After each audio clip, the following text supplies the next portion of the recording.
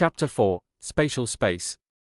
Suddenly, a mirage of a two-story house with a plot of black soil appeared in front of Jiao Lishi, overlapping with the room around her.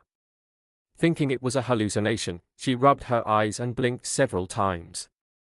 Yet, when she opened them again, the mirage grew even clearer, as if the scenery was etched into her mind. Closing her eyes, she concentrated her mind to feel the source of this subtle energy flow. The next second, she was standing on the grassland beside the plot of black soil. Feeling furious, Jiao Lishi bent down and reached out to the black soil beneath her feet.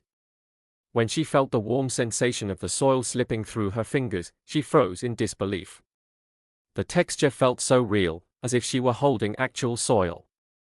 As someone familiar with how space abilities worked, she quickly realized that this place was her own space. Although she had never seen a spatial ability firsthand, she knew it functioned like a mobile warehouse from her experience in her previous life.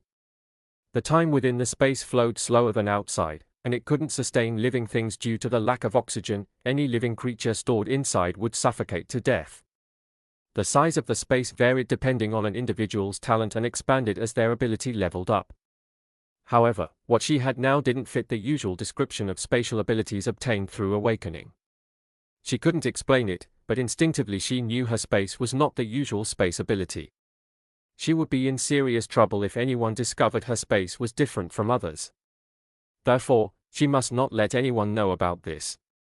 Surveying her surroundings, she noticed a pond near the house. Walking over, she saw that the pond was about 5 meters in diameter and quite deep. Thanks to the clear water, she could see all the way to the bottom, where a small hole rested at the center. She stared at the hole, guessing it might be the source of the water. Feeling thirsty, she cupped her hands to scoop up some water and took a sip. The taste was similar to the water she created with her ability, but somehow purer and more refreshing. Whether due to a psychological effect or not, after drinking it, she felt more energized, and her lingering dizziness subsided significantly. After another sip, she let out a relieved sigh and turned her attention to the house. However, before she could open the main door, her mind jolted as a loud banging sound echoed sharply. Her instincts kicked in faster than her thoughts, and in the blink of an eye, she found herself back in her dorm room. Bang! Bang! Bang! Roar! The deafening noise outside seemed to draw nearby zombies away from her room. Jiao Lishi frowned as she sifted through her memories of her previous life. After a moment, she recalled that a group of upperclassmen came to rescue the girls who were trapped in the dormitory. The sound just now might have been caused by them. Spotting a broom in the corner, she grabbed it and snapped the stick over her knee. Tossing the broom head aside, she weighed the wooden stick in her hands and muttered softly, "It wasn't the best weapon, but it would suffice for now." Before leaving, Jiao Lishi approached the bed and touched it. Unsure how to store items in her space, she decided to test her ability. The moment she thought of keeping the bed in her space, the bed disappeared instantly. Excited by her success, she glanced at her backpack and thought, "Collect." She was hoping that she could store the backpack without touching it. Unfortunately, the bag remained unmoving. She took a step closer and tried again, still nothing. After another step, she tried once more. This time, the backpack vanished. She estimated that the effective range of her ability was about 2 meters. Checking her space, she saw the bed and backpack now resting on the grassy field near the farmland. Using her mind, she tried moving the items into the house.